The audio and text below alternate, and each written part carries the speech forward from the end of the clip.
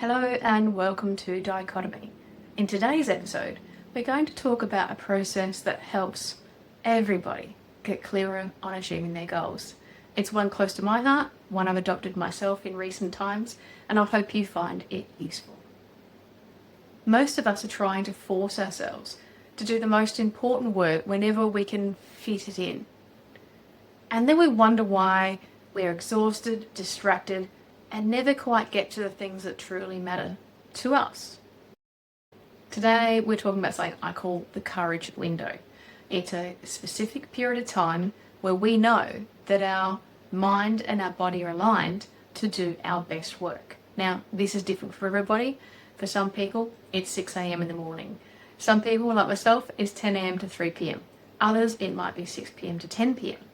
Whichever way it is for you, the courage window is about focusing ourselves to do the work that we most need to do, that we must prioritize, and is going to move us towards our goals in a period of time when our body is most attuned to be able to do those things.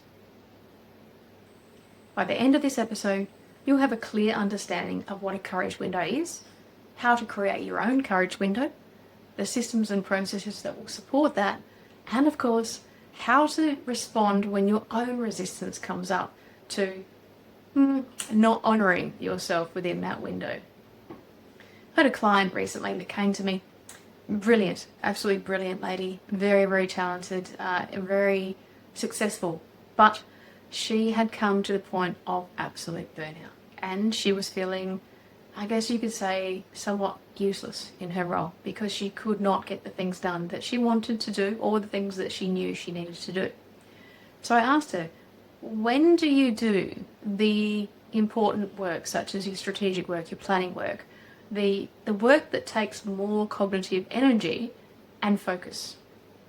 And she laughed and she said, I don't know, I guess I squeeze it in around other things, maybe 20 minutes a day. So if we're only giving our most important work 20 minutes a day, what are we doing for the rest of the time? So we decided to do an experiment. We decided to help her develop a courage window where she can define what her body is telling her about her consciousness, her concentration, and when she's most in flow. So for 1 week, she blocked out the period of time from 10 a.m. to 1 p.m. No emails, no phone calls, no meetings, no distractions. On the first day of trialling her courage window, she almost had a meltdown. There was an overwhelming feeling of needing to check her phone, needing to check her emails, and to go and open her door at her office. She spent most of her courage window trying to manage her own resistance to doing the work that she had to do. So let's just say her first attempt at it wasn't overly successful, but it identified for her what her habits were that were creeping in, stopping her from getting that important work done. The other aspect to that first day was that she felt immense guilt. She felt like she wasn't available, she wasn't responding to her team, and she was being selfish, taking time to her. How dare she? I mean, what would a leader do if they're not available? So she had to deal with the emotions that were coming up, as well as the lack of progress on those strategic tasks that she allocated for that day. By the time she got to day 3 of her courage window approach, she'd achieved more work in her strategic focus area than she had in the last 2 months alone. Her effectiveness and her efficiency went through the roof, as did her satisfaction with her work because she was actually achieving. Now, the other upside to this is that when she exited her courage window, she was more present with her team, more available, more heartfelt. She was able to sit with them and be present rather than thinking about the million things she hadn't achieved that she needed to that day. Her team liked it better, she liked it better, and she's sort of committed to the fact that maybe this is a good thing for her. So she completed the first week and then committed to do a second week of her courage window process. The game changer for her wasn't doing more hours to get more work done. It was focusing her time and energy within the window where her body was aligned to doing that type of work.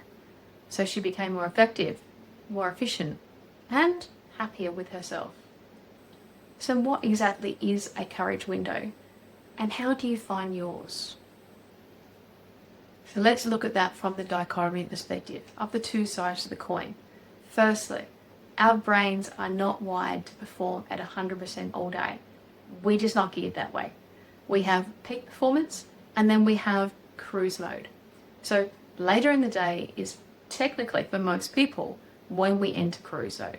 So if you're the sort of person that gets up, feels a bit of energy in the morning, and continue through lunchtime, maybe to 1, 2 o'clock before your slump starts to come through, then your courage window is likely to be in the morning. On the flip side, if you're one of those people that starts off a bit slower, that starts to bring up pace around 10, 11 o'clock, and find yourself working really clearly and having great focus in the afternoon, then your courage window is in the afternoon. For those folks out there who are night owls, you know your time that you're up. Different to a lot of people, but that's why you learn to adapt to what you need to do for your work and your life. Then your courage window is likely to be after the sun goes down. So during those certain windows, our prefrontal cortex, which is responsible for thinking, deciding, planning, and strategizing, is firing on all cylinders. Once we exit that optimum time frame for our prefrontal cortex, we then go into that mode where even simple tasks become challenging for our mind because it's basically running on fumes. There's nothing left in the tank for it to continue working at that level. So we find the best things to do during those times are the tasks that take less energy. This is why you can write a brilliant strategy document at 10 a.m. in the morning that can barely work out what you want for dinner by 4 p.m. But here's what most people miss. It's not about our energy levels. It's about the type of work we're doing when our brain is going through different cycles.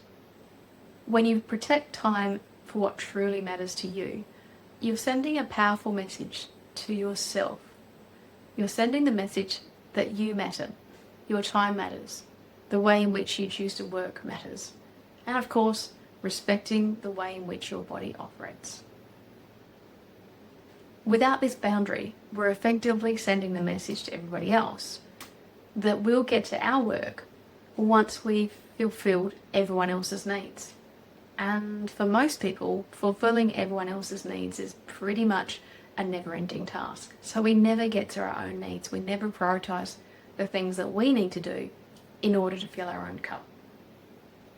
When you do protect this time, you're actually able to be more available and present for others outside of this time because you're not carrying the weight of all those unfulfilled tasks that are in the back of your mind all the time. You literally are more present.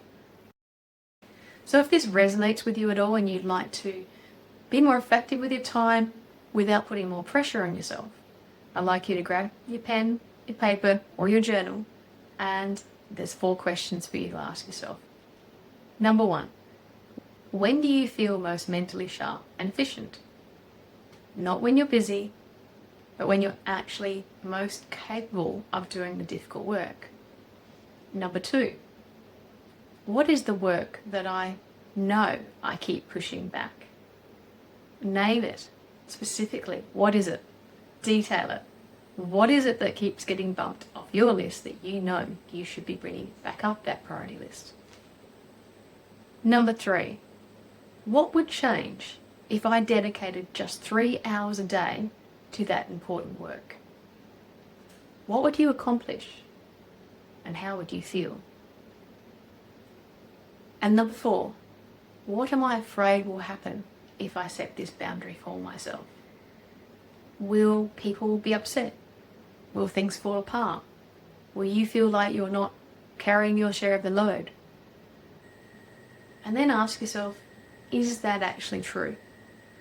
Fear, otherwise known as false evidence appearing real, can trigger us to do things that when we take a calm and logical look at it, just doesn't make sense.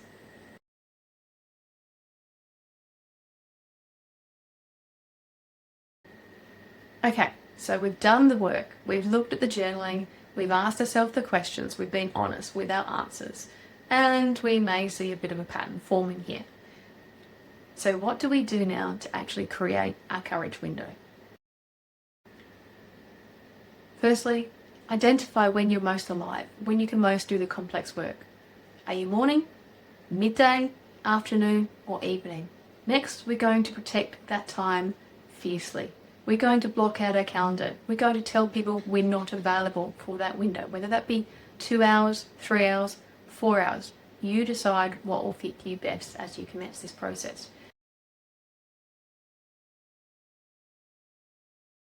You're going to have to hold yourself to account when you feel the resistance come up. And it will come up, I can assure you.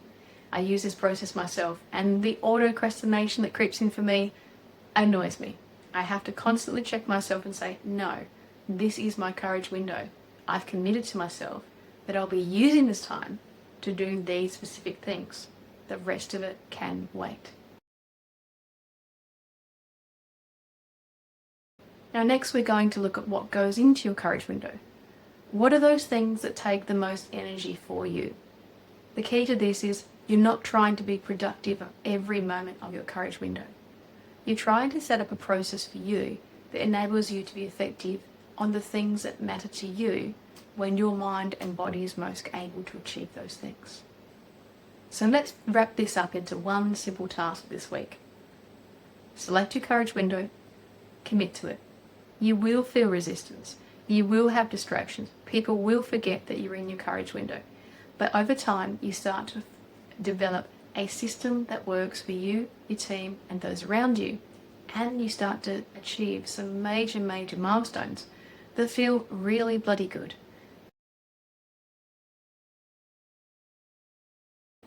If you discover something about yourself or this process, maybe it worked brilliantly for you, or maybe it crashed spectacularly. Either way, drop a comment in the box below. I'd love to hear about it. Thank you for watching. I'm Di, and I look forward to seeing you next week for another episode of Dichotomy. Take care.